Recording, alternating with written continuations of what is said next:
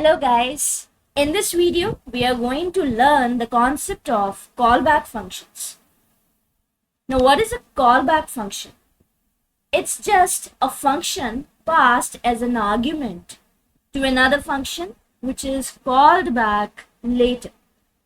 In other words, we can say a function that you pass to another function so it can be called later from inside that function.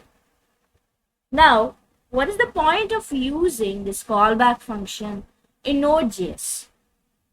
So, because we know that Node.js is non-blocking, that is, Node.js does not wait for certain tasks like read a database query in order to finish. Instead, it will move on to the next task immediately. So, when the task is done, it calls back a function to handle the result. Although these concepts you will be learning later in the videos, but in this video we will be learning the basic concept of creating the callback function. Let's get started. Let's create a JavaScript file with the name callback.js, and in this I'm going to create a function. The name, let's say, do homework. Let's pass two arguments, subject, comma, callback.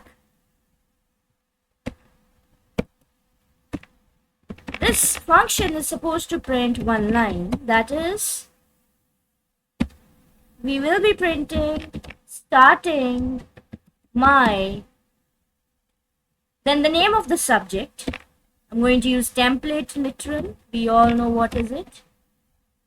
Subject homework. Right. Then you're going to call the callback.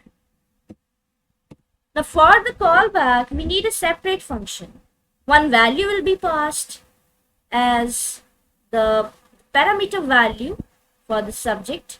And for callback, we need a separate function, and that is, we are going to create another function with the name finished homework. Finished homework, which will print one line, and that is finished homework.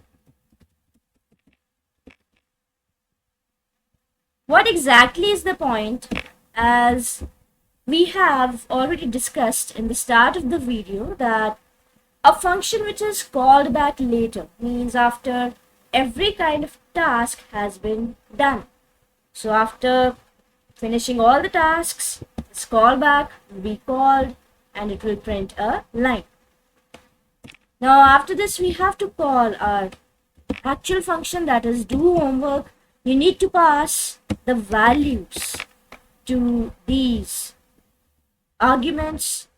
So I'm going to pass math for the subject, and for the callback we are going to use finished homework. So let's check the result for the same. So either use nodemon or you use node in order to execute. So I'm just using node and then callback.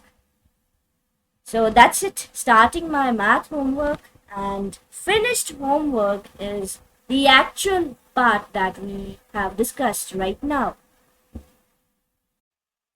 This example can also be modified without utilizing a separate function.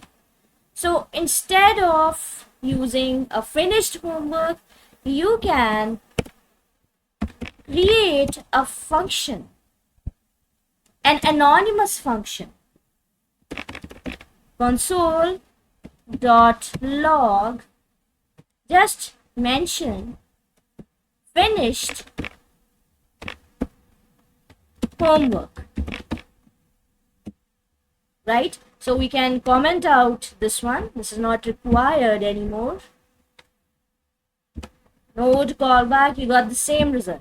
So actually what happens is, now instead of creating a named function, we created one anonymous function which will be called back after every task is done.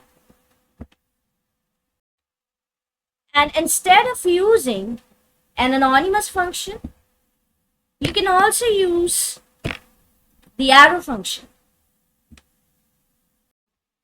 I hope you must have now understood the basic concept of callback functions.